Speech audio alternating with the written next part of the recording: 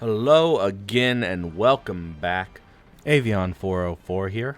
Today we will be delving back in to Destiny versus Warhammer 40k. And we'll be talking about one of my favorite armies in the Destiny 2 universe, the Cabal. Now before we talk about the military might of the mighty Cabal, let's talk about their physiology. The average Cabal foot soldier stands about 5 to 8 feet tall and weighs approximately 800 pounds. A little heavier than your average Space Marine in power armor.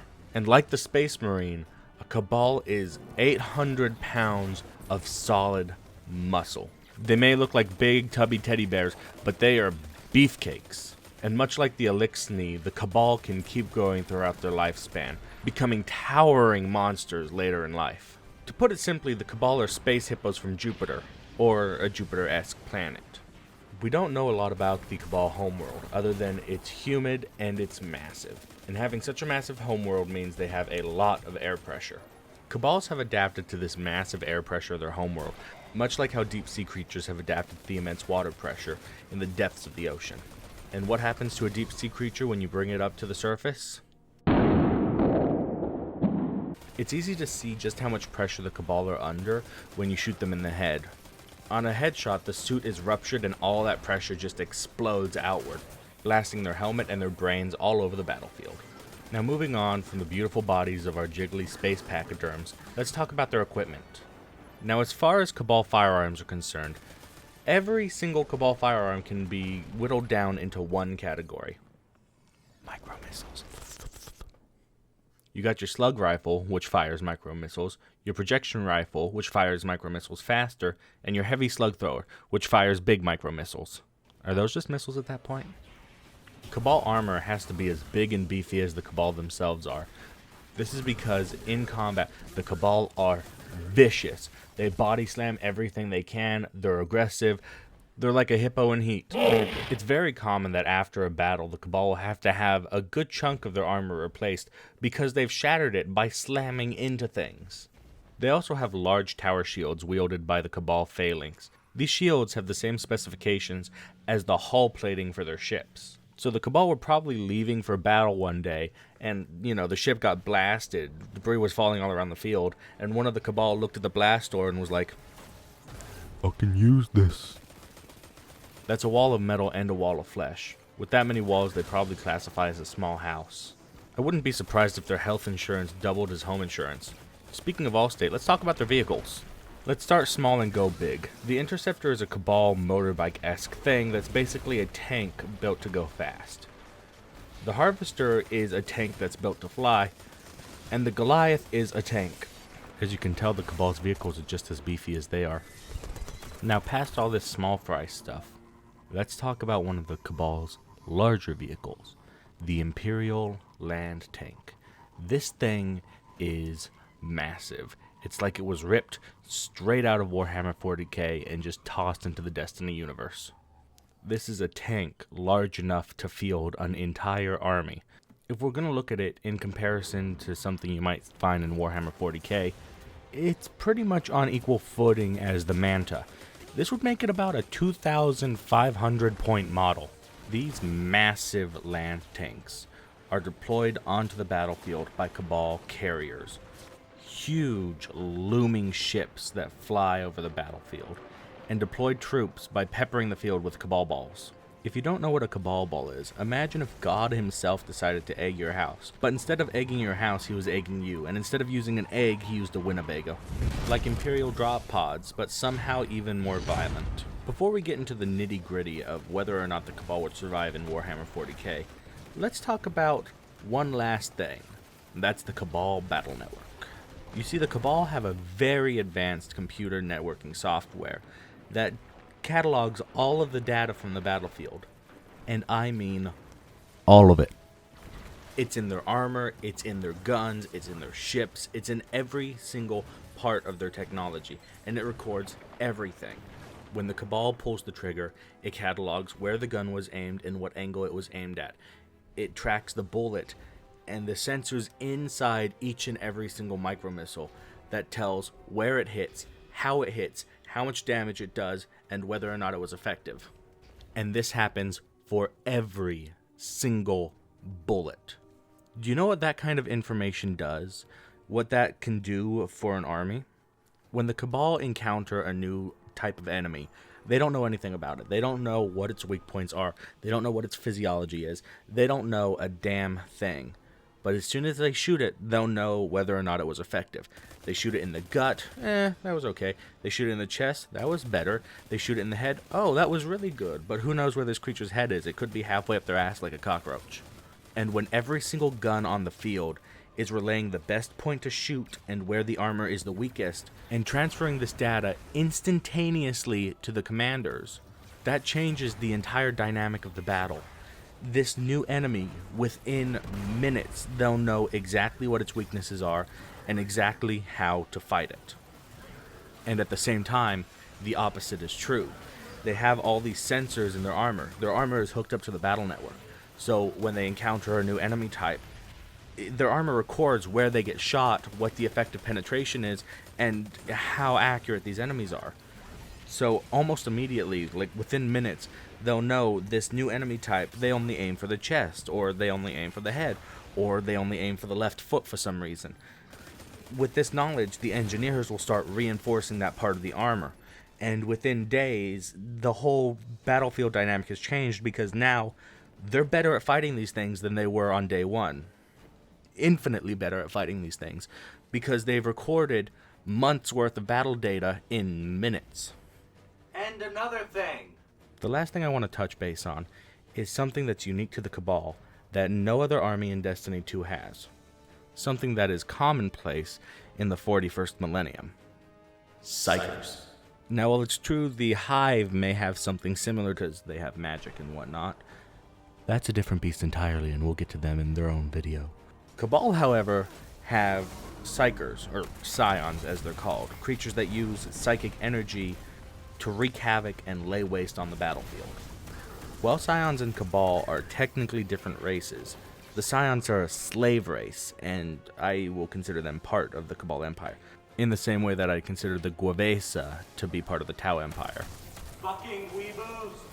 These freaky Cyclopses are very dangerous on the battlefield, considering they can use their psychic powers from a good distance away, and they use it to displace enemies and just cause havoc.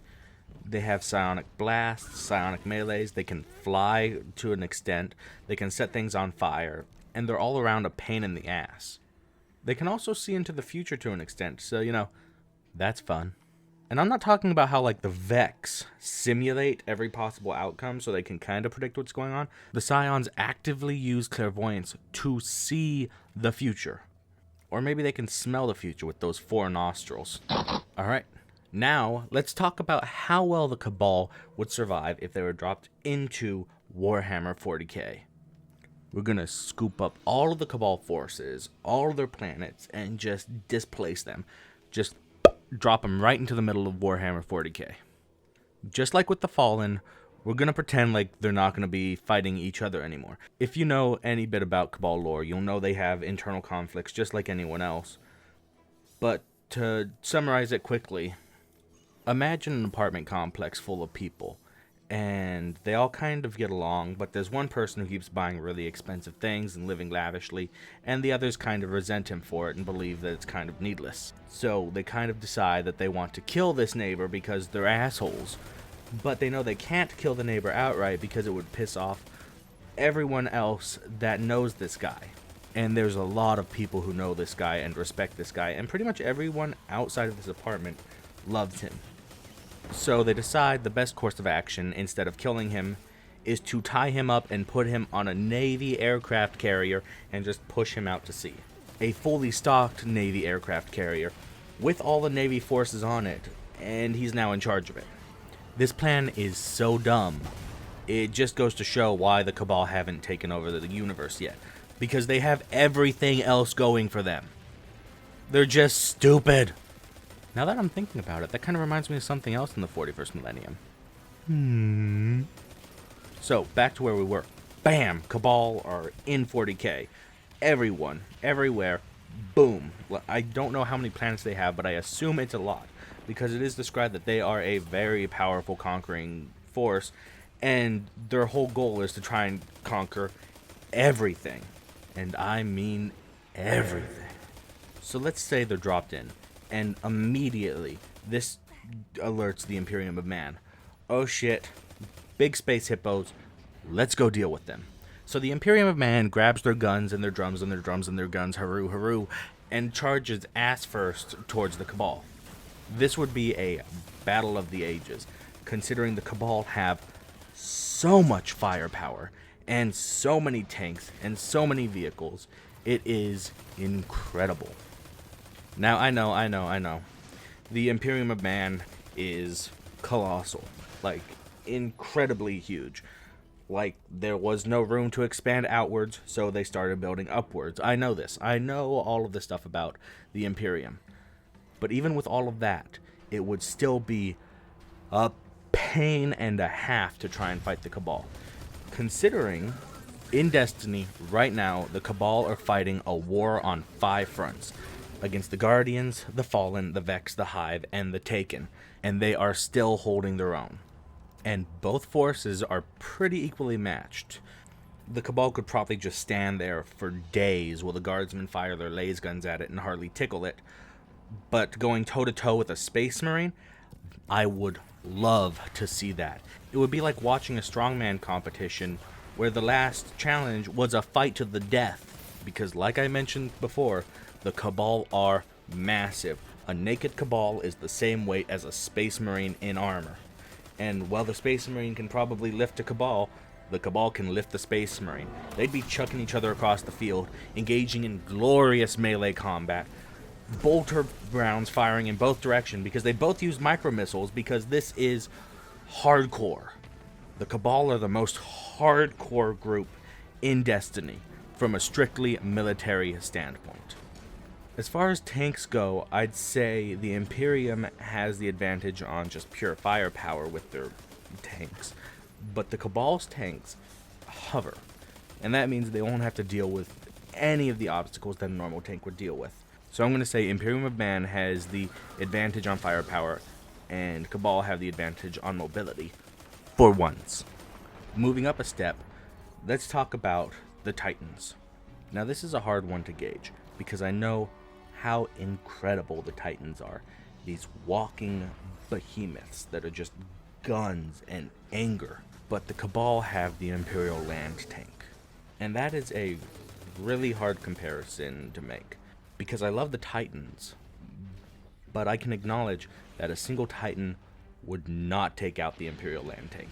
You would need multiple, the same way you'd need multiple Titans to take out a single Manta.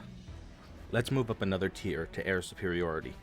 Now the Cabal have the Cabal carriers, which are massive. I don't know their exact size, I can't really find much on that, but I know they're huge. They are, however, quite a bit smaller than many of the Imperium's dreadnoughts.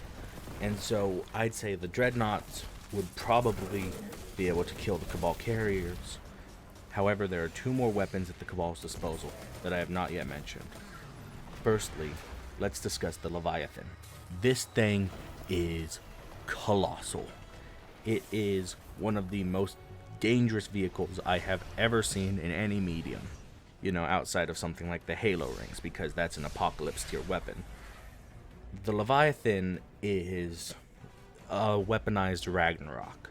Now, I've been looking around to try and find the largest Imperium ship, and unfortunately, it is very hard to find anything anyone agrees on, and pretty much impossible to find the size of the phalanx, because no one's quite certain. It's not written anywhere that I could find, and I went all the way to the second page of Google, so it's hopeless. So instead of the phalanx, let's just talk about one of the largest ships of the Imperium, Macragge's Honor. Macragge's Honor is 26 kilometers long, or around 16.2 Freedom units. Now let's talk about the Leviathan. I want to thank Reddit user Tession, because he did some very good calculations on trying to figure out how big the Leviathan is. And with his calculations, we can tell that the Leviathan is approximately 720 kilometers long. The Leviathan could eat Macragge's Honor without even worrying about heartburn. That's almost 450 miles worth of planet-eating goodness. To give you an idea of how big that is, if you set it down on top of Germany, it would reach from France to Poland. It is larger than the entirety of Ireland. If you parked it right above Ireland, they wouldn't notice a thing because they don't see the sun anyway, so whatever. And on top of this planet-eating behemoth, there is one more weapon of the Cabal armory that we know of. They could have more, but this is the last one that we know of, and it is by far the most dangerous. Everyone knows that every race in Warhammer 40k, for the most part, has an exterminatus. Even the orcs could strap some rockets to an asteroid and planetary annihilation that bitch. But the only thing that's even comparable to what I'm about to describe has been developed by the Eldar, and that's when they used 3 Blackstone fortresses. Count them, 1, 2, 3 of the largest ship in their armory. They used 3 of these Blackstone fortresses to cause a star to go supernova. The Cabal have the Almighty that can do that with 1 ship. The Almighty is the Leviathan's smaller, angrier cousin. It uses what appears to be the same technology that the Eater of Worlds uses to eat worlds, but instead of just consuming it, it brings it in and siphons it into the sun, probably imbuing it with heavy amounts of iron, which, as you might know, iron is the way to kill a star. Once enough iron has been funneled into the star, it will go supernova, killing all life in that solar system, and somehow surviving. The Cabal have built a ship that can survive a supernova. So in summary, the Cabal are extremely hard to kill. They're durable and they're violent. They have incredible technology, powerful weapons, immense ships, and literal solar system destroying weapons. Plus, you can't get your hands on their technology. Cabal technology is rigged to explode, and if they fear anything that isn't rigged to explode is going to fall into the hands of their enemies, they'll bomb their own equipment from orbit. In summary, I honestly believe that the Cabal would not only survive in Warhammer 40k, they would thrive. They feed off of destruction. They live for battle. They kill everything in their path, and as the ghost stated, defeat or victory, they leave nothing behind. Well, now you know my feelings on how well the Cabal would survive in the 41st Millennium. If you like this video and you want to see more, please subscribe. If you liked this video and you don't want to see more, just leave a like. If you didn't like this video and you don't want to see more, would you please tell me why in the comments, and I'll do my best to improve them in the future. Until next time, this is Avion, signing off.